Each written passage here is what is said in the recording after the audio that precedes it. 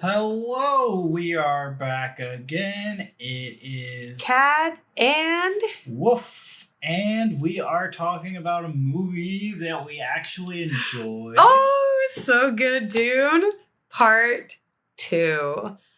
I have some grievances, but mostly it was fantastic. I've heard your grievances, and I think, well, we'll get into it, but you have to, you have to do some things when you're adapting a novel. If you adapted a novel exactly word for word from the book, it would be terrible.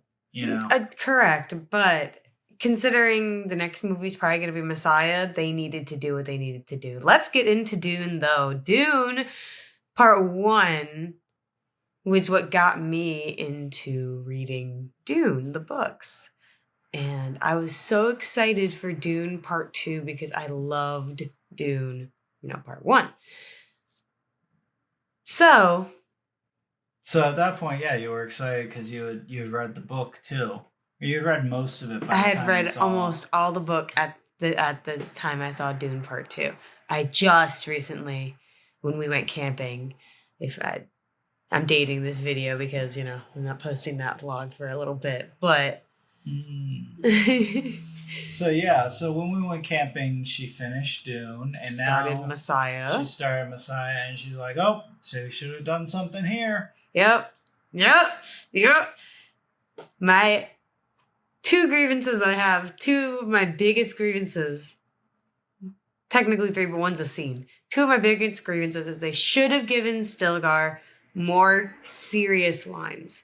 He was such a big thing in the books, and he wasn't just like this, the Messiah, yes, oh my God, Messiah, yes. It wasn't just a religious freak with him, and that's what they, put him as in the movie. I guess. And I mean, I feel like he had some straight lines. He was. I really feel like he should have gotten more screen time, and he should have gotten more serious lines. The other thing is, I think they should, and if you don't know already, in the book they do a time skip, so spoiler alert. I think they should have done this time skip. Because it introduces the daughter, who is vaguely introduced in Dune Part 2, but in Messiah, she's already, in Dune, even the end of Dune, she's such a part of Dune, the book, that she needed more time than what she got. Especially if they're going to do Messiah next. I don't know. I'm glad they didn't do a time skip. Time skip should have been needed. Nah, I felt there was already so much going on with the story. But the other thing, I don't agree to disagree. I don't like Zendaya, but I feel like she should have had a better character arc than what she did in the movie. In the book, she is so much better. So much better. And that's why I feel like there should have been a time skip also, because it introduces a few other characters that Messiah is really needed for. And I can't say anything because he hasn't read the book yet. I'm not one of these people who's like gets down on Zendaya and is like, "Oh, she's ugly, But I never said she was ugly. She was not looking good in this. She was not looking that pretty, to be honest. I don't want to be a dick, but I'm just saying she wasn't looking super good in this. I mean, yeah, I don't know if she's just getting older, or if it was like the way that they shot her in the desert. Like, I've thought that she's like a pretty actress in some stuff, but like in this, she's not looking good. They're just. I feel like if they're going to do Messiah, they should have done the time skip, and they should have made Chani the way she is in the book. Just saying. I know everyone's gonna be like, well, in the book she was like, really. What's the word? Matriarch and how a girl should be. Yes.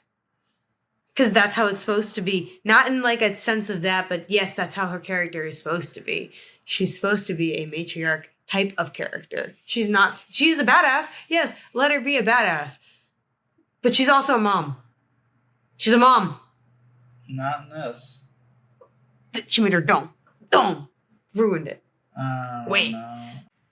I haven't read the book yet, so I'd have to catch up on the book to really know, like, exactly like the ins and outs of what should have been done that wasn't, and what. But from everything that I've heard, like I agree with a lot of the choices that they made. Like I wouldn't have wanted to see a time skip. You know, I would have thought that would have. I wouldn't have thought that would have worked in the movie, to be honest, and I see why they didn't do it. I get why they didn't do it, but I feel like it's needed, especially since they're saying now it's going to be Messiah that they're doing next instead of like a part 3, which could have done the time skip, and they could have done a part 3 off of that. Okay, but like the best time to do a time skip is right between part 2 and part 3, so that you're not doing it in the middle of the movie. Well, then you should do part 3 and then do Messiah after that. No, nobody's gonna want to see 3 different. No, nobody would have wanted to see. There's 3 books in Dune. They could have done 3. They could have done 3. I don't really think so. I don't know. Not from the story that I saw. I don't think there was enough story there to flesh it out into 3 movies. I think 2 was good. It was a great movie. I'm not trying to shit on the movie because the movie had me very happy. I was very, very happy with how everything was. They hit the plot points that needed to be hit. And I'm not shitting on the movie. There's just specific things that I think should have been done.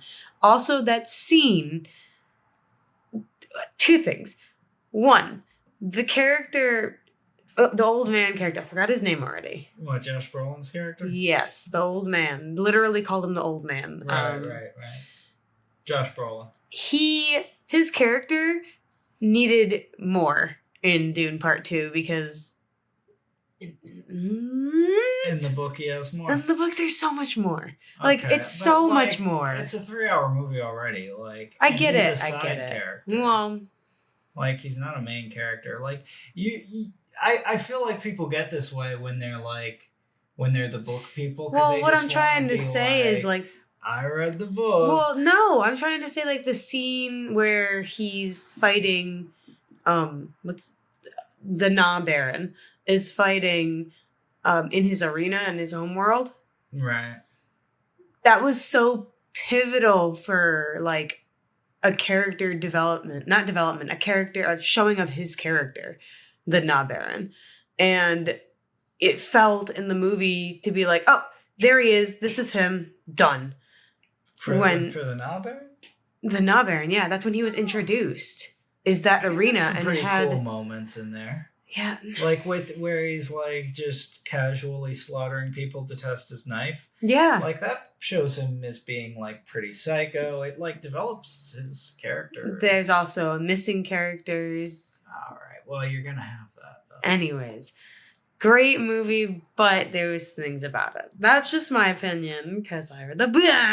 But book people are always like this. I will say it was, like I said, it hit every plot point, even without the time skip. It hit every single plot point, every single one, up until the end, where the end of the actual book is a cliffhanger, and literally is a cliffhanger in Dune Part 2, and it makes me upset. Literally, at the end of the book, they're all hanging off of a cliff yes. for no reason. Yeah, totally.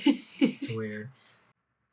It's like, how will we get off the edge of this cliff? You'll find out in the next movie. Timothy Chalamet looks into the camera and he says that. Oh my God. I was watching, speaking of Timothy Chalamet, I was watching TikTok. No. And shout out to TikTok for showing me this by accident. It was on my For You page. And it was just like, everyone's going around about this edit that apparently happened with Timothy Chalamet in Dune. And I tried to find it, and I couldn't find it. There's an edit. I don't know what it is, but it's apparently this really, I'm going to say it in quotes, nice edit of Timothy Chalamet in Dune. And I'm like, I don't get it. Edit? I don't get it. Was sexy? Yeah, I think so. I think it's meant to be sexy. I'm trying to do sexy stuff with Timothy Chalamet.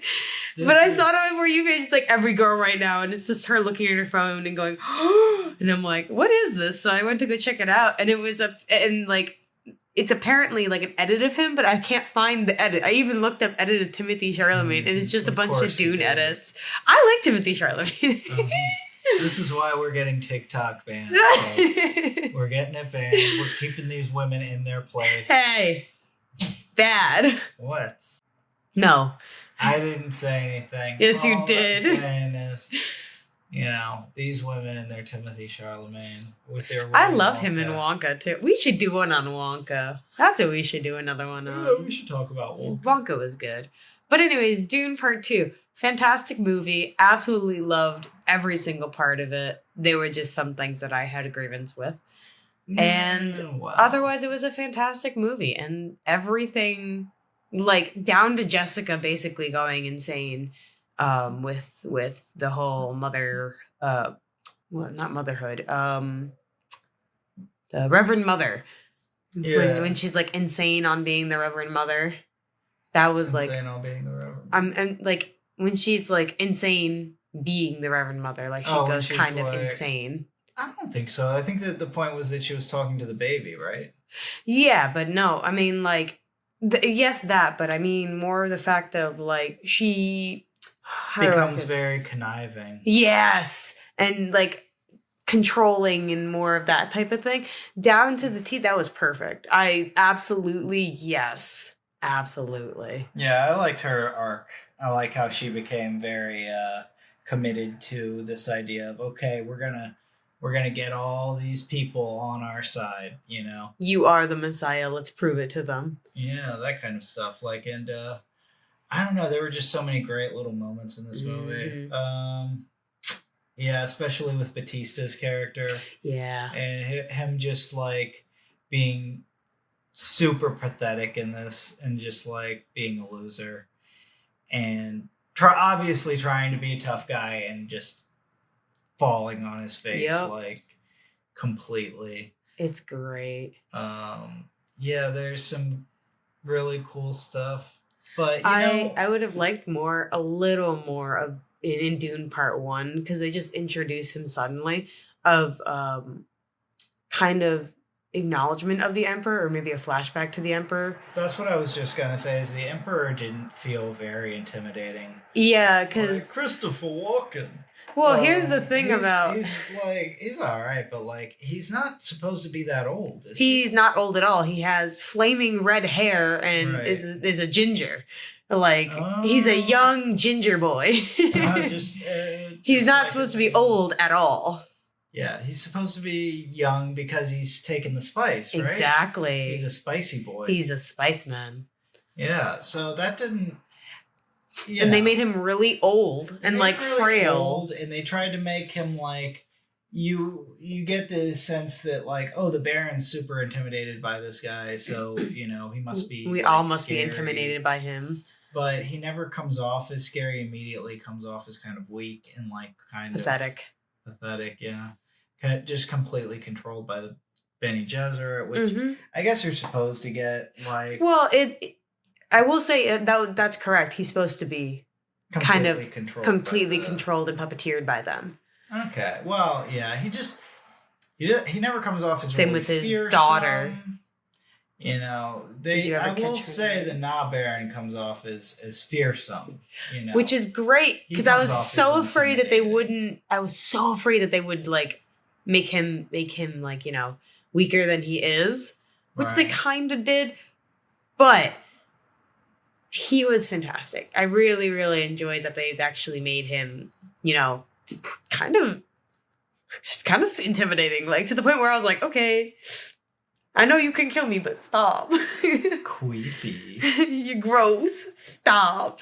Yeah, and that's Austin Butler from Elvis. That was. Oh my Elvis God! dude. Yeah. Yeah. I didn't even. Wow, great actor. He does not look like the king in this. No, he does not, as you can very well see. He got rid of that accent. The accent, the hair. He looked like an alien, a whole ass alien. Oh, baby. No, stop. Give me some spice, baby.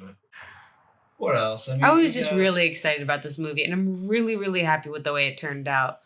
Even if I have some grievances, I'm really, really happy with the way this all came together and actually turned out, and how genuinely to the book it really is. Yeah, for a long time, people were saying Dune would be impossible to film. That it was so expansive and so crazy that you could never film Dune. But they did fantastic. They made it happen.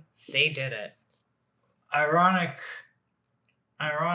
or not ironically, it's funny to me that this would still be selling out in IMAX, but they kicked it out of IMAX so that they could show Ghostbusters Frozen World. What? Yeah, so now, and like nobody's watching that in IMAX. God, no, that's like right after it's supposed to be like right after the fucking Afterlife fucking doo-doo fucking movie that was.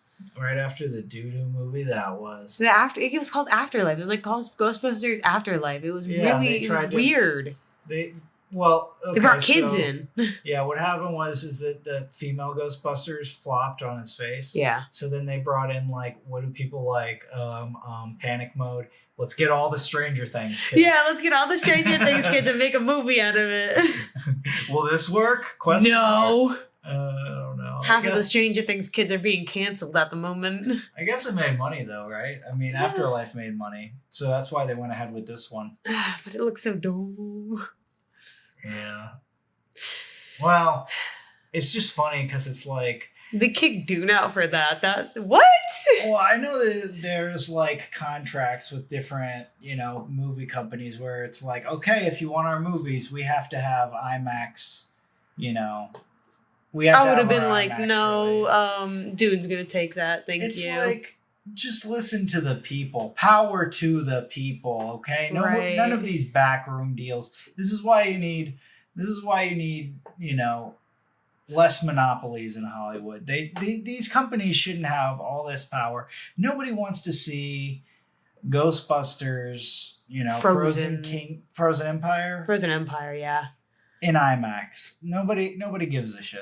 Listen, I would keep Dune in there. I was gonna say I would have seen Dune for a third time in IMAX. Yo, you couldn't even see it in IMAX. It got booked up so quick. We tried to see it in IMAX and we saw it in D-Box instead. D-Box. That was real fun. I'm not even gonna lie. That was my first experience in D-Box. Oh, it was so worth it for Dune. Oh my god, it was good. Yeah, it was good.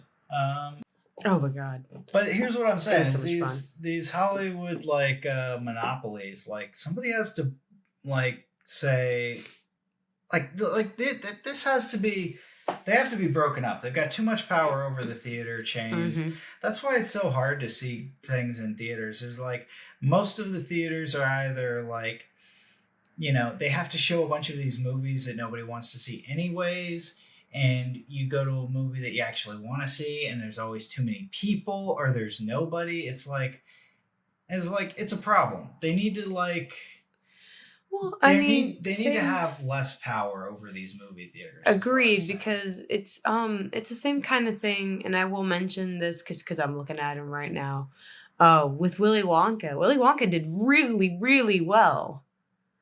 Wonka did really, really well, and for a really, really long time stayed in theaters, but got pushed out of main big movie screens for other movies because they're well, it's been in theaters long enough.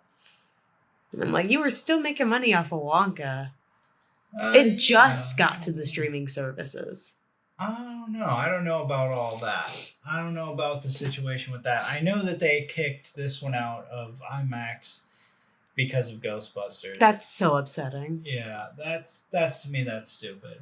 But because like we were saying, we tried to get IMAX twice. Yeah. Twice we saw this movie and we tried to get IMAX both times. I mean, we probably could have gotten a IMAX seat, but the whole theater was literally filled except for one or two seats sprinkled in. Yeah, I'm not gonna see it when it's a packed house.